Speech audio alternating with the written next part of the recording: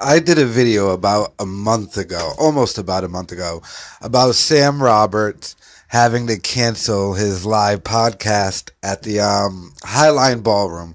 And it was very heavily speculated, especially by me, that he had to cancel it for low ticket sales because he had done a podcast. I think he did one in August, so the other one was for October, so basically 2 months later.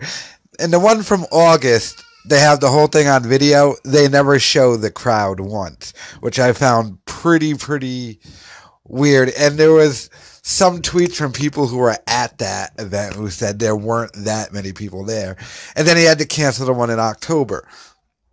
Well, he since has never rebooked the Highline Ballroom, even though he said he would. Also, I went and I looked at their schedule. They're all filled up until the beginning of next year. Pretty much at around April. So, I'm just going to take it. This is me just speculating. He can't sell that many tickets to go.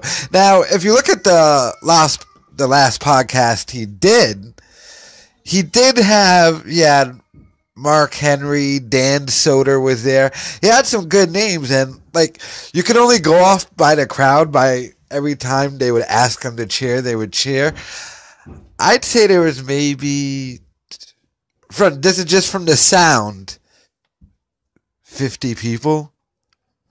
Now that was the one he pulled off. I don't remember what the guest list, if there was one for the podcast that he ended up having to cancel.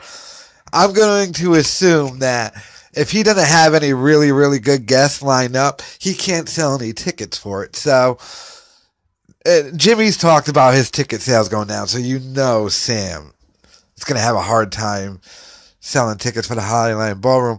And it's weird because they have a lot of weird stuff there. If you go through their schedule, the only other radio thing I saw there was Angela Yee does her podcast there, that lip service one. She's from the Breakfast Club with Charlemagne the God and DJ Envy over there. So, Sam, I guess just get used to seeing him doing that podcast from his new studio in his house, because I don't think that Highline Ballroom podcast is going to happen again unless he gets a really good guest to go there. But he never rebooked it.